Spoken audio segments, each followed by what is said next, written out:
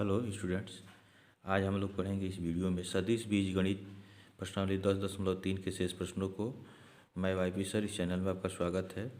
पिछले वीडियोज में हम लोग इसके 5 प्रश्नों को हल किए थे। इसके बाद आज हम लोग इसके शेष प्रश्नों को पढ़ेंगे। तो ये छठा दिया हुआ है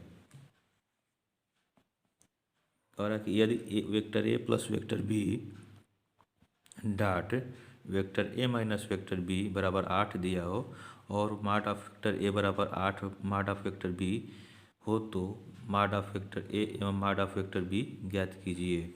ठीक है, तो देखें इसका हल। यह आपका प्रश्न दिया हुआ है वेक्टर ए plus vector B dot vector ए माइनस वेक्टर बी बराबर 8।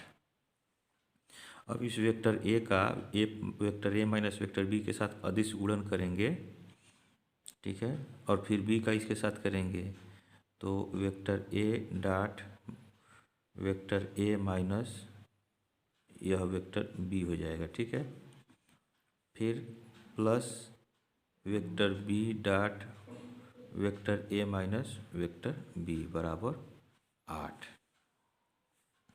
अब इसका अदिश गुणन करें तो वेक्टर ए डॉट वेक्टर ए माइनस वेक्टर ए डॉट वेक्टर बी और plus vector B dot vector ए minus vector B dot vector B हो जाएगा बराबर यह हो गया 8। ठीक है, तो यहाँ से हो जाएगा माड ऑफ, इसको हम लिख सकते हैं वेक्टर ए का स्क्वायर। और देखें क्रम विनिमय नियम से वेक्टर ए डॉट वेक्टर बी और vector B dot vector A बराबर होगा, तो इस तरह से यह कट जाएगा। ठीक है, तो यह कट जाएगा तो बराबर ए माइनस हो जाएगा माड ऑफ वेक्टर बी का स्क्वायर लिख सकते हैं और बराबर यह 8 हो जाएगा। तो अब देखें यहाँ माड ऑफ वेक्टर ए का मान जो है यहाँ दिया हुआ है 8 माड ऑफ वेक्टर बी, तो इसको रख दें 8 माड ऑफ वेक्टर बी और इसका वर्ग कर दिए और माइनस माड ऑफ वेक्टर बी का स्क्वायर और यहाँ है 8, तो यह हो जाएगा 64 माड ऑफ वेक्टर बी इसका स्क्वायर माइनस माड ऑफ वेक्टर बी का स्क्वायर बराबर 8। इसमें से निकल जाएगा 63 बचेगा, यह हो जाएगा आपका 63 माड ऑफ वेक्टर बी का स्क्वायर बराबर 8। तो माड ऑफ वेक्टर बी का स्क्वायर बराबर हो जाएगा 8/63 और माड ऑफ वेक्टर बी, माड ऑफ बी का मान जो है माड ऑफ वेक्टर बी यह हो जाएगा √8/63। देखें इसको हम लिख सकते हैं अंडर रूट में 8 को हम लिख सकते हैं 4×2 और इसको लिख सकते हैं 7×9। ठीक है, अब इसका हम वर्गमूल लेंगे, 2 4 का वर्गमूल हो जाएगा 2 और करनी में 2 हो जाएगा और बट्टे 9 का वर्गमूल 3 हो जाएगा, करनी में 7 हो जाएगा। तो यह हो जाएगा माड ऑफ वेक्टर बी। अब माड ऑफ वेक्टर ए का मान चाहिए, तो माड ऑफ बी का मान यहाँ हम रख देंगे तो माड ऑफ वेक्टर ए मिल जाएगा। तो यहाँ लिखें चूँकि माड ऑफ वेक्टर ए बराबर 8 माड ऑफ वेक्टर बी, तो इसमें मान रखा जाए यह 8 है और माड ऑफ वेक्टर बी का मान ए गुणे ए रख दें 2/√2/3 करड़ी में 7। तो यह हो जाएगा आपका 8 दूना 16 करड़ी में 2/3 करड़ी में 7। यह हो गया आपका माड ऑफ वेक्टर ए का मान। ठीक है, तो यही जो है आपका ये आंसर हो जाएगा, यह इसका हल हो गया। माड ऑफ वेक्टर ए इतना हो जाएगा, माड ऑफ वेक्टर बी जो है 2 करनी में 2/3 करनी में 7 हो जाएगा। ठीक है, नेक्स्ट क्वेश्चन इसका देखें। 7वां दिया है 3 वेक्टर ए minus 5 vector B dot 2 vector ए प्लस 7 वेक्टर बी का मान ज्ञात कीजिए। तो इसका अदिश गुणन कर लेंगे, जैसे इसका किया गया है तो उसी तरह से इसका कर लेंगे तो उसका मान हो जाएगा। ठीक है, तो इसका नेक्स्ट क्वेश्चन देखें 8वां। तो ये 7वां आप स्वयं इसको करेंगे। ठीक है, 8वां देखें। 8वां क्वेश्चन इंपॉर्टेंट है। कह रहा है कि दो सदिशों वेक्टर ए और वेक्टर बी के परिमाण ज्ञात कीजिए यदि इनके परिमाण समान हैं और इनके बीच का कोण 60 डिग्री है तथा इनका अदिश गुणनफल 1/2 है। ठीक है, तो इसका हल देखें। यहाँ दिया हुआ है प्रश्नानुसार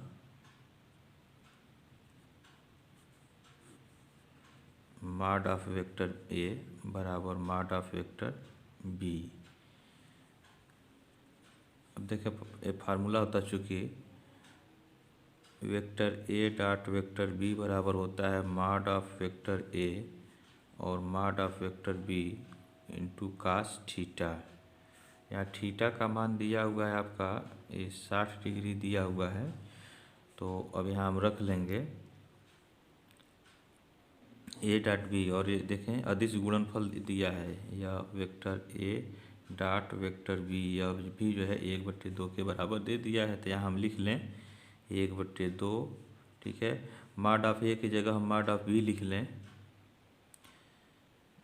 तो mod of vector B into mod of vector B और कास थीटा की जगह जो है 60 रखेंगे तो यह हो जाएगा 60 डिग्री।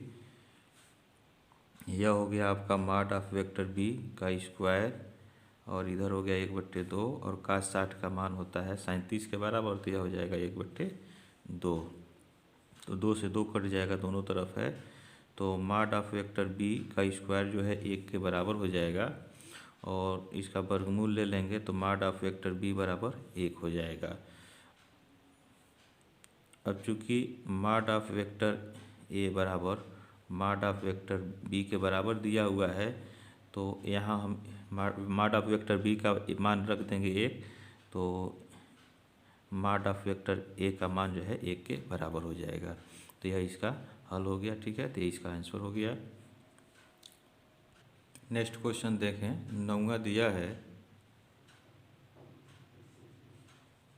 यदि एक मात्रक सदिश वेक्टर ए के लिए वेक्टर ए माइनस वेक्टर ए या vector x minus vector A dot vector A plus vector A बराबर 12 हो तो मॉड ऑफ वेक्टर एक्स का मान ज्ञात कीजिए।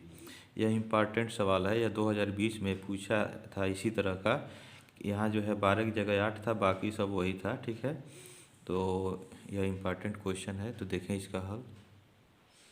तो ये दिया हुआ है आपका वेक्टर एक्स प्लस ए माइनस ये माइनस दिया हुआ पहले वेक्टर ए और dot vector A plus vector A बराबर 12।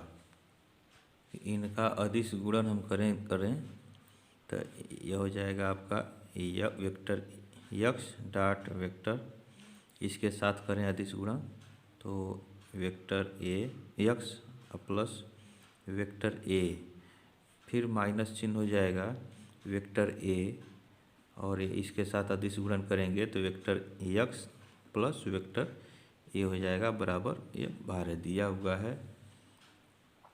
फिर इसका अदिश गुणन कर लें तो vector x dot vector x plus x vector x और इंटू वेक्टर ए, फिर इसका करें अदिश गुणन वेक्टर ए डॉट वेक्टर एक्स और minus vector A dot vector A बराबर 12। ठीक है, अब देखें यह इसको हम लिख सकते हैं मॉड ऑफ वेक्टर एक्स का स्क्वायर।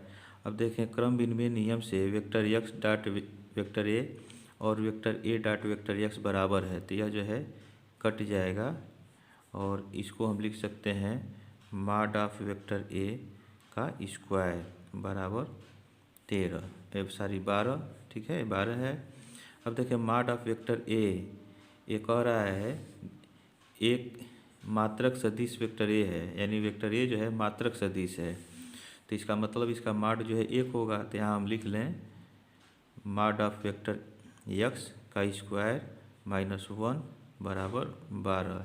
या हम ब्रैकेट में लिख लें, चूँकि मॉड ऑफ वेक्टर ए बराबर 1 ये दिया हुआ है, ठीक है।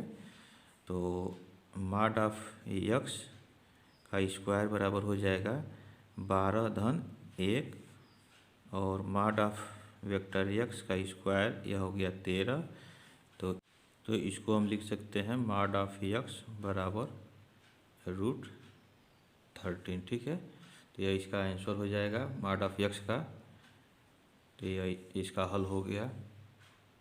नेक्स्ट क्वेश्चन देखें, 10वां दिया है, यदि वेक्टर ए बराबर 2i धन 2j धन 3k, वेक्टर बी बराबर -i धन 2j प्लस k और वेक्टर सी बराबर 3i प्लस j इस प्रकार है कि a plus lambda b vector c पर लंब है, तो लेमडा का मान ज्ञात कीजिए।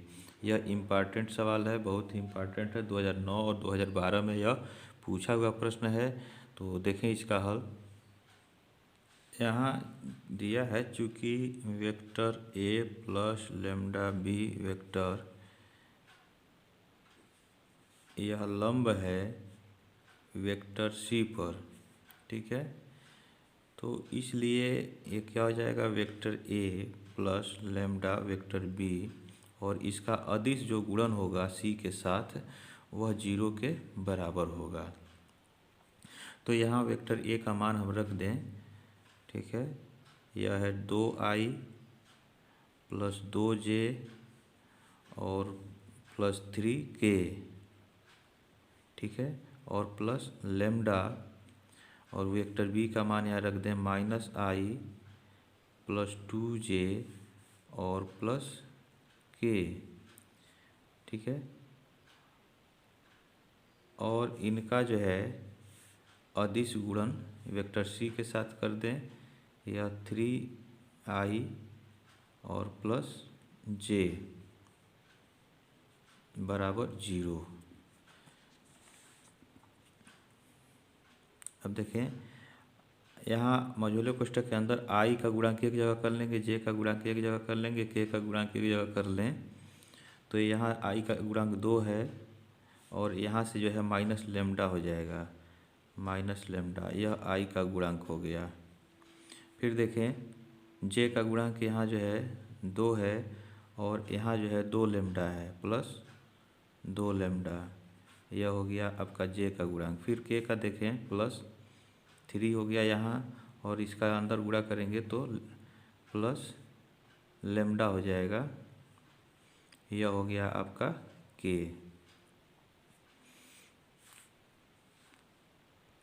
ठीक है, इसको तो बड़ा कोष्ठक बना लें, ठीक है, इसको आप बड़ा कोष्ठक ही बना लें।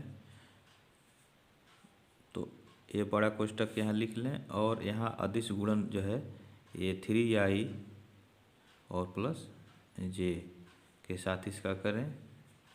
अब देखें अदिश गुणन जो है समान सदिश के साथ करते हैं तो उसका मान 1 हो जाता है। तो यहाँ i है, i डॉट i तो 1 हो जाएगा। तो इस तरह से 2 माइनस लेमडा और इंटू 3 हो जाएगा, ठीक। और उसके बाद से देखें j, यहाँ j का गुणांक 1 है, यहाँ 2 प्लस लेमडा है, 2 लेमडा और यहाँ 1 है। तो j डॉट j यह होता है 1, तो इसलिए यहाँ हो जाएगा आपका प्लस 2 धन 2 लेमडा, ठीक, और बराबर यह 0 हो जाएगा। यहाँ लिख लें, चूँकि i डॉट i बराबर j डॉट j बराबर k डॉट k, यह होता है 1, ठीक है, अदिश गुणन में। तो अब देखें इसका अंदर गुणा करें तो 3 दूना 6 हो जाएगा, -3 लेमडा और प्लस 2 धन 2 लेमडा बराबर 0। तो 6 2 8 हो जाएगा और 3 में से 2 लेमडा निकलेगा तो माइनस लेमडा बचेगा, ठीक है, यह हो गया 0। तो यहाँ से हो जाएगा लेमडा बराबर 8, ठीक है। तो यही जो है इसका आंसर हो जाएगा। यह बहुत ही इम्पोर्टेंट सवाल है। नेक्स्ट क्वेश्चन देखें। 11 नंबर का दिया कि दर्शाइए कि दो शून्योत्तर सदिशों वेक्टर ए और वेक्टर बी के लिए मॉड ऑफ वेक्टर ए और vector B plus mod of vector B और वेक्टर ए तथा mod of vector A B और minus mod of vector B into vector A पर लंब है। यानी दोनों सदिश जो है ए लंब हैं, इसको दिखाना है। तो देखें इसका हल। देखें यदि ये दोनों जो है परस्पर अगर लंब होंगे तो इनका अदिश गुणनफल जो है 0 होगा। तो उसी को हम लेके चलें तो निकालें इसका अदिश गुणन। तो यहाँ लिख लें मॉड ऑफ वेक्टर ए और into vector B plus mod of vector B into A. इनको हम बड़े कोष्टक में लिख लें, ठीक है, और डॉट ये इनका अदिश गुणन इसके साथ लिखेंगे या ब्रैकेट में बड़े कोष्टक में लिखें मॉड ऑफ वेक्टर ए या वेक्टर बी या वेक्टर है minus mod of vector b vector ए, ठीक है। तो इसका मान हम निकालें। अब देखें इसका जो है इसके साथ अदिश गुणन करेंगे तो यह हो जाएगा मॉड ऑफ वेक्टर ए और बी, ठीक है, यह डॉट हो जाएगा इसके साथ। तो mod of vector a vector b minus mod of vector b vector ए, ठीक है। अब फिर इसके साथ इसका अदिश गुणन करेंगे तो यहाँ चिन्ह प्लस है तो यहाँ प्लस लिख लेंगे और मॉड ऑफ वेक्टर बी और वेक्टर ए यहाँ डॉट हो जाएगा और बड़ा कोष्टक ले लें मॉड ऑफ वेक्टर ए और vector b minus mod of vector b vector ए, ठीक है।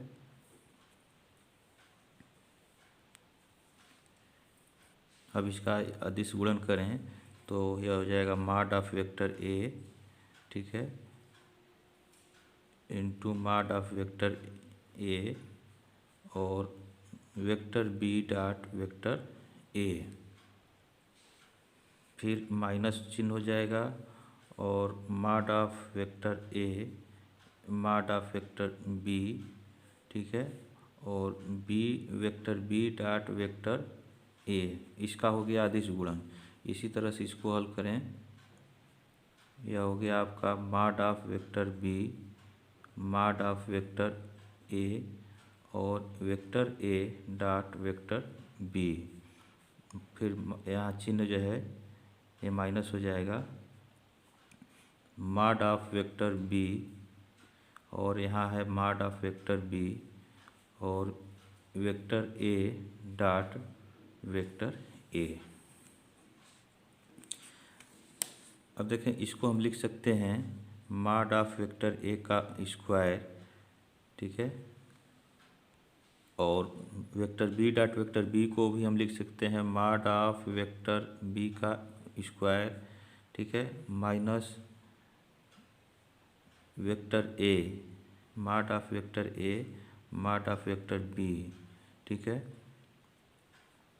और वेक्टर बी डॉट वेक्टर ए प्लस देखें क्रम विनिमय नियम से इसको हम लिख सकते हैं mod of vector A mod of vector B और इसको भी बदल दें क्रम विनिमय से वेक्टर बी डॉट वेक्टर ए माइनस यह हो जाएगा मॉड ऑफ वेक्टर बी का स्क्वायर और ये डॉट वेक्टर ए को लिख सकते हैं मॉड ऑफ वेक्टर ए का स्क्वायर। अब देखें यह जो है दोनों बराबर है तो यह जो है कट जाएगा, ठीक है। तो बचा क्या? बच गया आपका मॉड ऑफ वेक्टर ए का square mod of vector B का स्क्वायर माइनस इसको क्रम विनिमय से भी इसको चेंज कर दें तो मॉड ऑफ वेक्टर ए का स्क्वायर और मॉड ऑफ वेक्टर बी का स्क्वायर हो जाएगा। दोनों बराबर है तो यह कट के यह 0 हो जाएगा। तो जब 0 हो गया इसका अदिश गुणन 0 हो गया तो हम लिख सकते हैं अतः इसलिए दिए गए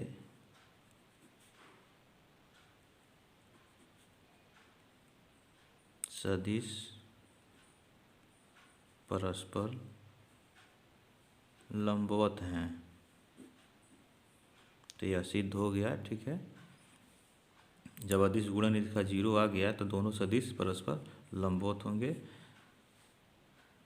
नेक्स्ट क्वेश्चन देखें, 12 नंबर का दिया है, कह रहा है कि यदि vector A dot vector A बराबर 0 और वेक्टर ए डॉट वेक्टर बी बराबर 0 तो सदिश बी के बारे में क्या निष्कर्ष निकाला जा सकता है। ठीक है, तो देखें यहाँ दिया हुआ है आपका, देखें mod of vector A dot vector A बराबर 0 दिया है, तो इसको हम लिख सकते हैं मॉड ऑफ वेक्टर ए का स्क्वायर बराबर 0 या मॉड ऑफ वेक्टर ए बराबर 0 हम लिख सकते हैं।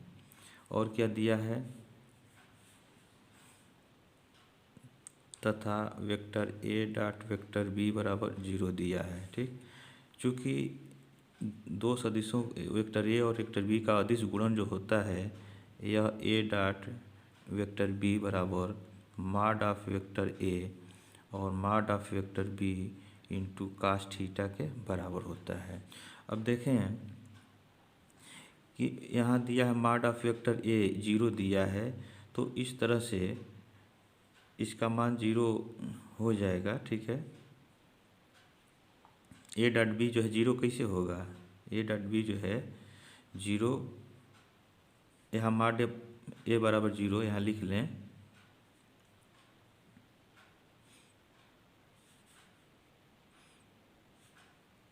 यहाँ जो है हम 0 अगर लिखते हैं तो mod of vector B cos theta. ठीक है, तो वेक्टर ए डॉट वेक्टर बी, तो ए डॉट वेक्टर बी बराबर 0 हो गया। तो यहाँ लिख लेंगे चूँकि मॉड ऑफ वेक्टर ए बराबर 0, तो मॉड ऑफ वेक्टर ए 0 है तब तो यह 0 आया है, लेकिन मॉड ऑफ वेक्टर बी के बारे में कुछ यहाँ दिया नहीं है। ठीक है, तो यहाँ कुछ भी हो सकता है। ठीक है, इसलिए वेक्टर बी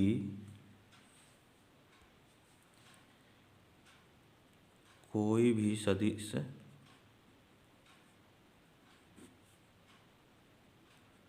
हो सकता है। ठीक है, इसके बारे में कुछ कहा नहीं जा सकता है, तो यही इसका हल है। ठीक है, तो अब इसके बाद से इस प्रश्नावली के शेष प्रश्नों को हम लोग अगले वीडियोज में पढ़ेंगे। और इस चैप्टर का जो प्रश्नावली पढ़ा दिया गया है, प्रश्न पढ़ा दिए गए हैं 10.1, 10.2 और 10.3 के जो भी प्रश्न पढ़ाए गए हैं उसके प्लेलिस्ट में आपको मिल जाएगा। तो प्लेलिस्ट का लिंक आपको डिस्क्रिप्शन बॉक्स में मिलेगा, तो वहाँ से आप इसको पढ़ सकते हैं। तब तक के लिए आप इस चैनल पे बने रहें। जय हिंद।